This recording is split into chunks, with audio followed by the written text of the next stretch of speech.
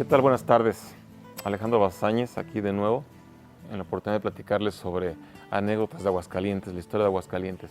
Hoy les voy a hablar sobre el agua, la importancia del agua en Aguascalientes, y comenzaremos con lo que fue los baños del Ojo Caliente. El origen de la ciudad de Aguascalientes radica en la importancia del agua. Había tanta agua en Aguascalientes en los tiempos de la colonia que esta brotaba por sí misma en lo que es ahorita el balneario del Ojo Caliente, que es una como peñita, uno como cerrito que está ahí por donde está el centro comercial Espacio, un poquito más abajo. Ahí hay un cerrito y de ese cerrito brotaba el agua sola. Uno de los que se adueñó de esa agua fue en tiempos de la independencia, fue José María Rincón Gallardo. Los Rincón Gallardo son importantísimos en la historia de Aguascalientes, principalmente José María Rincón, que tuvo 12 hijos y esos 12 hijos fueron dueños, les puedo asegurar, de un terreno tan grande que es la Ciénaga de Aguascalientes, del mismo tamaño del estado de Aguascalientes. De ese terreno eran dueños los Rincón Gallardo. Bueno, José María Rincón Gallardo se adueñó de lo que es los baños del Ojo Caliente. Y ahí construyó los primeros baños, que eran así como un lujo, ¿no? Baños de agua caliente, agua rica, agua deliciosa para reconfortarse.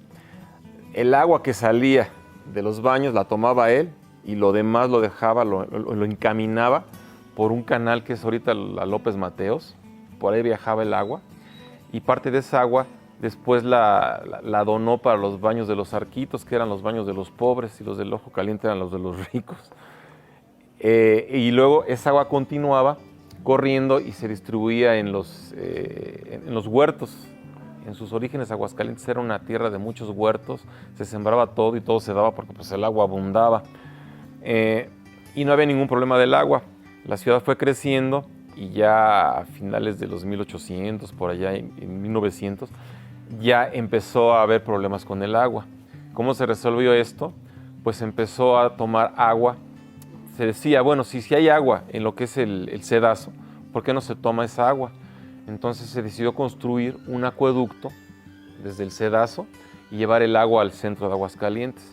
Este acueducto se origina ahí en lo que es ahorita el Museo del Caracol, ahí en el Parque del Cedazo. Es un acueducto de casi 5 kilómetros, 4.500 metros. En su mayor parte va subterráneo. Si ustedes han ido al Museo del Caracol, pues a lo mejor han avanzado en este acueducto, pues no sé, 50, 100 metros, que es lo más que se puede, pero sí es impresionante estar allá abajo.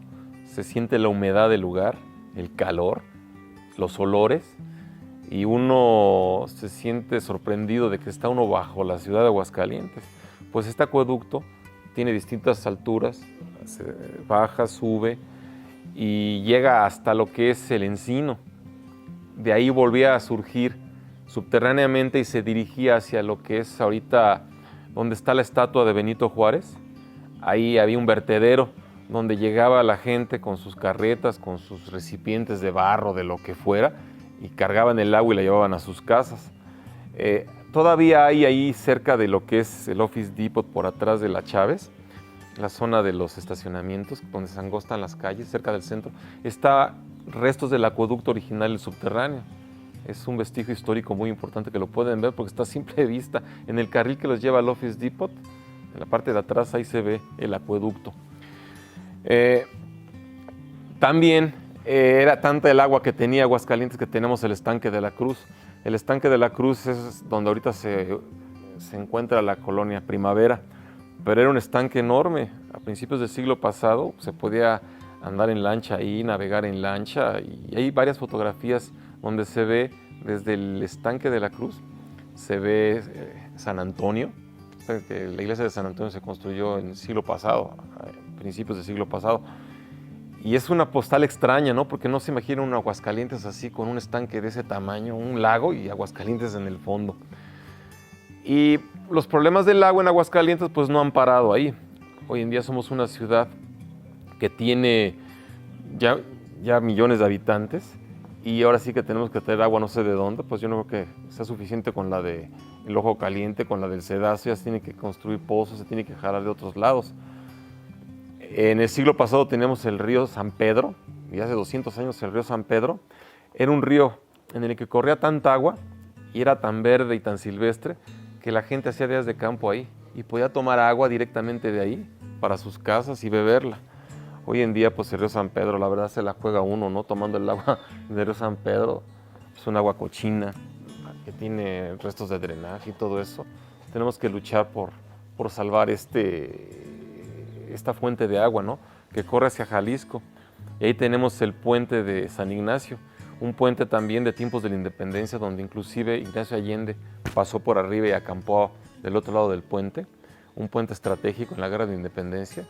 Imagínense el tamaño del puente, que por ahí pasaba el río San Pedro y tomó años construir este puente, la importancia que radica en el puente, ¿no? Pues esto es Aguascalientes, tierra de agua caliente en sus orígenes, como dije, pues proviene del Ojo Caliente. Esos baños del Ojo Caliente yo los invito a que los visiten porque es una dicha que todavía los tengamos. Yo no creo que duren muchos años más en su modo o en su forma en la que está ahorita, puede decirse que es casi la original, en la que hace 100 años estaba.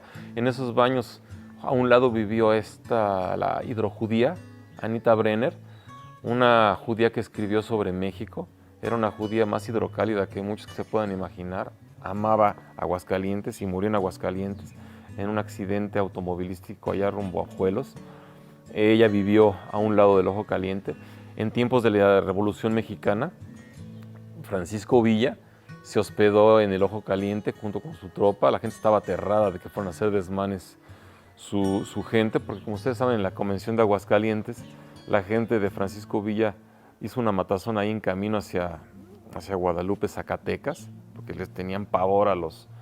El único que entró en la Convención de Aguascalientes con todo su ejército fue Francisco Villa, desafiando a Carranza, a Obregón y a todo el mundo, después de triunfar en la batalla de Zacatecas. En esos baños ha habido actores como, no recuerdo ahorita, creo que es Moctezuma,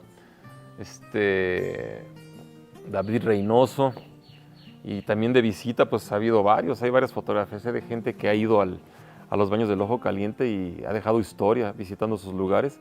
Ahí enfrente se encuentra un hotel que acaban de restaurar hace poco, es un hotel con mucha historia también del siglo pasado.